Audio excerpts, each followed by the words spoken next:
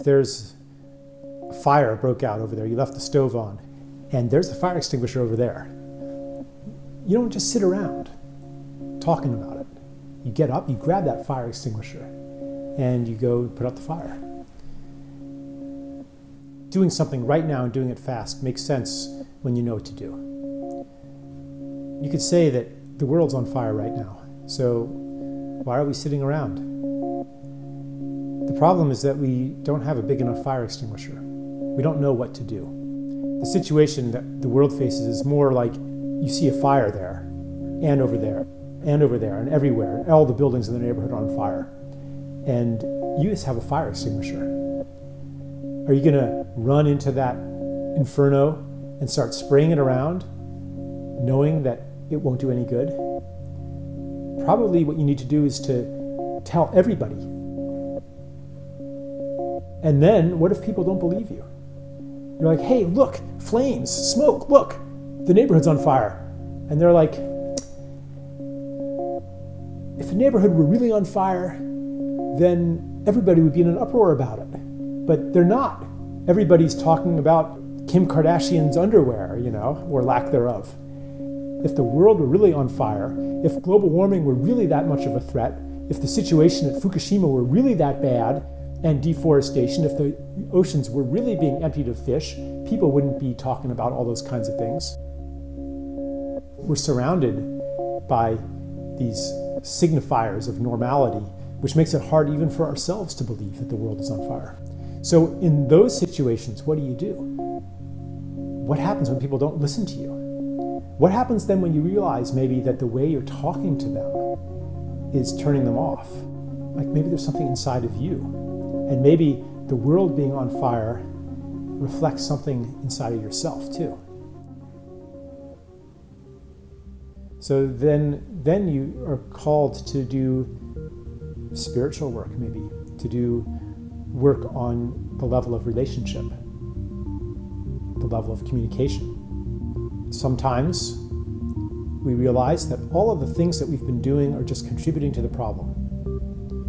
It's like a man running around a maze, and he's desperate to get out, and he's running faster and faster, and he's not getting anywhere. He's hitting dead ends. He's coming back to the center, and a little voice in him says, dude, you just got to stop. You're not getting anywhere. But he says, no. If I stop, I'll never get out, because I'm only going to get out if I use my feet. So I better keep running. But eventually he gets tired and he does stop. And when he does, and he pauses, he realizes that there's a pattern to this maze. And he begins to understand why he's been running in circles. And he realizes that there were other passages that he was running too fast to see. And then he can begin to follow a different path. I think that our civilization is stuck in these kind of habitual ways of doing things. For example, the paradigm of control, of the technological fix. And we got to stop. Let me give an example.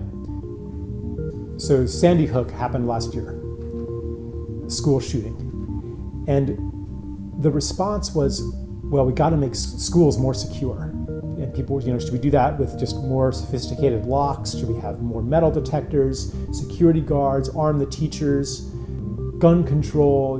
Like the solution to this, what looked like a failure of control, was even more control. Now, in fact, this school already had way more security than any school had when I was in school. When I was in school, all the doors were open. Anyone from the community could walk in and out. How do we make them more secure? I mean, you know where we're headed. We're headed toward metal detectors and security screenings in every public building. Even if every building has that, we still won't be safe. There's a saying in Chinese about measures like that. They stop the gentleman, but not the thief.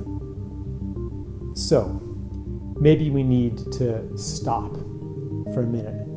And when we do, a pattern emerges and a new passageway, which could be, let's open up the school completely, perhaps. Let's try trust. Part of the transition is maybe a period of non-doing.